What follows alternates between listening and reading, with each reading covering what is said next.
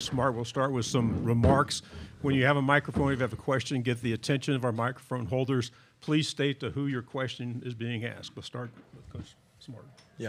I'll open with, like I always do, man. It's unbelievable atmosphere when you play in the SEC championship. I mean, every year that I've coached in this thing, it's just electric. And I think it's awesome that we get an opportunity to play in it. Both crowds were really into the game. A lot of momentum swings like we thought. A field goal that hits the dang upright after an offsides. And then, we spotted them 10 just off of a turnover and a touchdown on a busted coverage by a freshman. So when you give good teams those things, they're going to be hard to beat. But, man, am I proud of our fight and our resiliency. I mean, two times we're down 10 or three times we're down 10. Offense battles back, never quits, never say die attitude. This team is really special in terms of how they play and how they compete. And they've been through a lot with the guys in and out of the roster, which has been tough on these guys. But I'm proud of them and congratulate Alabama on a great game. We'll start here in the front row. Kirby, two things. Why do you think the offense stalled after that opening drive? And if the committee's watching right now, what's your case to be the Final Four? Offense stalled after the opening drive. You're talking about the rest of the night? First 2-3 up until the fourth quarter.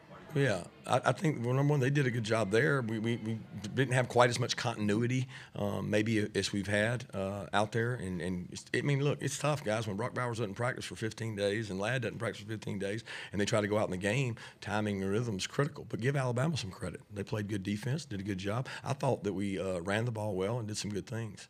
As far as your second question, look, Bill Hancock said it's not the most deserving. He said, simply, it's the best four teams. So if you're going to tell me somebody sitting in that committee room and doesn't think that Georgia team's not one of the best four teams, I don't know if they're in the right profession, because it's a really good football team. It's a really talented football team. It's a really balanced football team. So, they have to make that decision. But it's the best four teams, and that's critical. Front row. Yeah, on that 4th and 4 play, Isaiah Bond comes down with it. Were you able to ask for a review? Did you get an explanation as to maybe why you weren't given a review on that play there? I don't know. You're talking first half. Yeah, first half, right before the halftime. The first staple of any review is they review it up top, and they go quick. So for me to ask for a review, it would cost me a timeout, but they get to watch it. So I was not aware of it being called or not called. I mean, I guess you're saying the replay showed that he didn't catch it, and that was an extremely critical play in the game because they go on to score there. Right here in the front row. For both players, could you just comment how tough it is going 12-0 through the season and now your playoff future being in the hands of a playoff committee? I'll go first. Yeah, I mean, to go through a SEC schedule, 12 games, and to win each and every one, it's not something easy to do. It's not easy, but super proud of these guys, and obviously to come into this game and not finish the way that we wanted to, and kind of leave the destiny of our team in someone else's hands rather than us handling it ourselves. That's hard, but at this point it's out of our control. But we fought hard, and I thought throughout the season, we showed that we were a really dominant team. Yeah, like with what Carson said, it's tough. It's tough, but I'm proud of the way the guys played tonight. A lot of guys had to step up, and then them guys stepped up, and I'm just proud of the guys. We'll go to the third row. Kirby, why are you guys one of the four best teams, do you think? I think it's the eye test. I think you look at what we've done this season to go on the road, the places we went on the road, the teams we beat, the teams that are in the top 20 that we were able to beat. And, I think I don't know if this is right or not, but in the CFP era, a team that goes in as one, I don't think it's fallen out of that. And not that history says anything, but when you talk about four best teams, watch the game. Go ask NFL talent evaluators. Go ask NFL scouts. It's about the best teams, and I have no question that it's not one of the best four teams. 100%. Third row. Question for Carson. Just what did you see on that end around that wound up being fumbled, and just how hard is that knowing that winds up being the difference in the turnover margin? Yeah, I mean, we've obviously practiced that play a ton.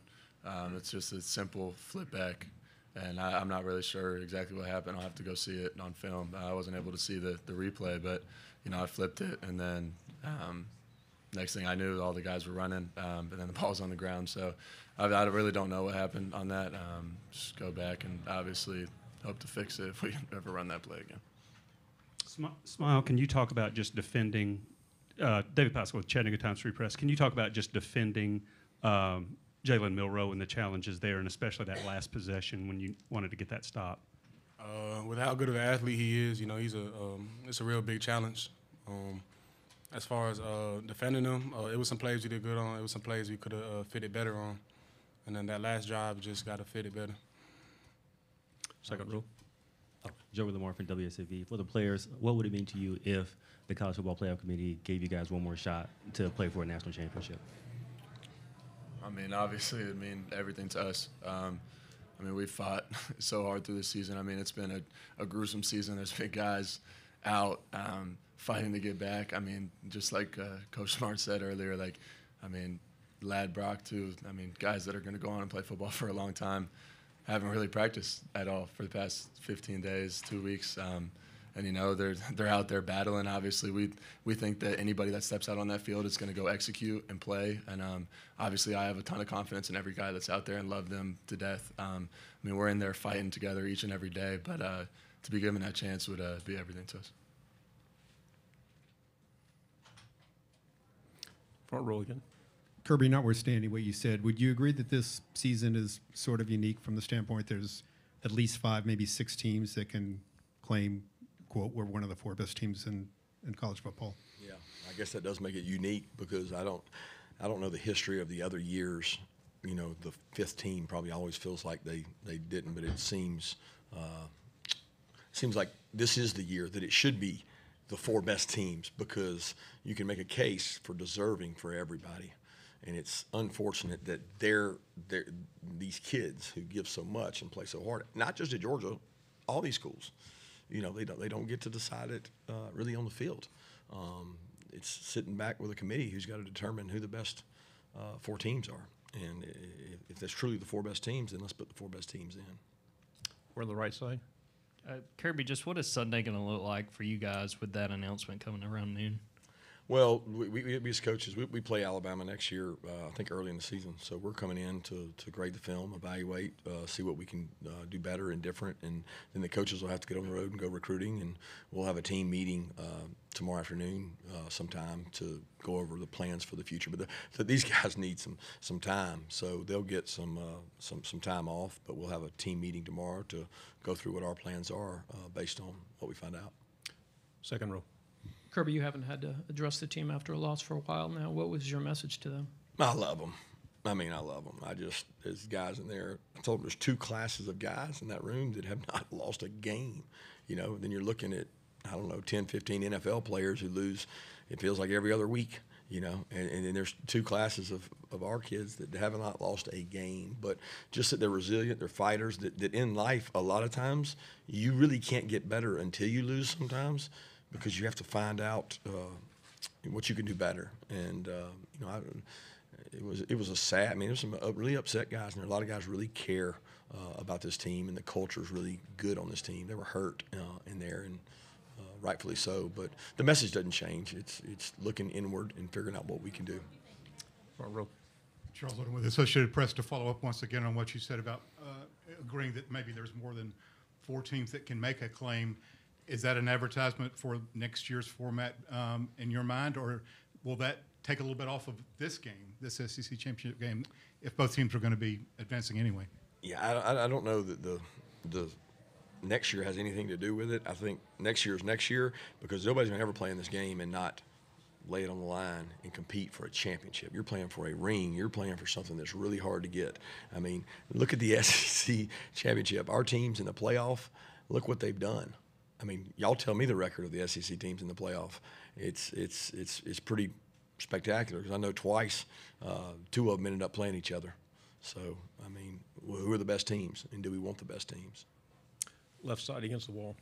Kirby, do you have any updates on Amarius Mims and how much did that just change your game plan when he went out? And also, what does it say about Brock Bowers and Lad McConkey, who you could see limping off the field at times? All those guys are just warriors. I mean, just fighting.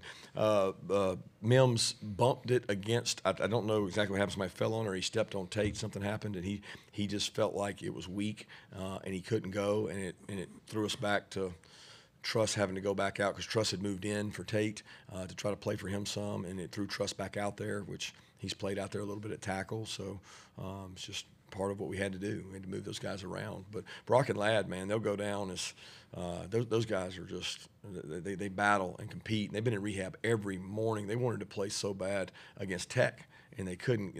And they were going to be close today, and they're out there limping around, not 100%. But the game matters to them. The team matters to them. I mean, Brock Bowers, of all people, this guy's going to be a first-round pick, and he's out there just battling his tail off. Front row. Yeah, what led to some of the short yardage issues you guys had? A couple 3rd and 2s, that are ones where you just couldn't quite pick them up and had to punt there. Yeah, I have to watch and see. I mean, golly, we went backwards on 2 of them, I think. I mean, we had already decided we were going to go for it.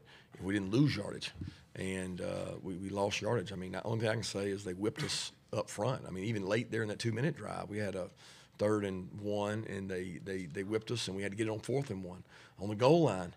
You know, they have big humans.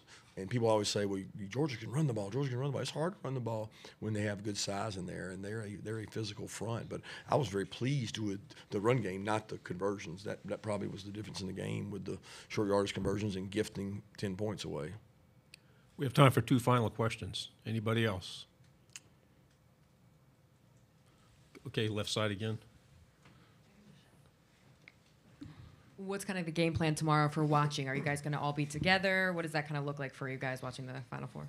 No, I said earlier, we were going to come in and grade them. I've already set the schedule for the coaches. The defense will meet earlier. We'll go through the game plan and talk about things we could do different. And then offense will meet. There's a break in there for the coaching staff to be able to watch and do that. We're not bringing the players in till later to go over the schedule. So we'll have a better idea of what we're doing moving forward with them. I don't want to bring them in and not know information. So. Final question. Yeah, Carson, what'd you learn about yourself in this loss and, struggling at times, but then pushing through and getting touchdowns in your last few drives there? I mean, obviously, to always have the mentality to never give up. It's never over, and I truly believe that every guy on that sideline through every second of that game never gave up. And obviously, I'm super proud of this team, and it shows how resilient we are. Obviously, it didn't finish the way that we wanted to, but to see guys fight and care and love each other on the field and truly fight for one another is special. And, I mean, it goes to say how special this program is and how Coach Smart has built this program. I mean, we just kept going out there and fighting and kept going. And obviously it didn't go our way at times, but just never give up. Okay, guys, thank you very much. Thank you.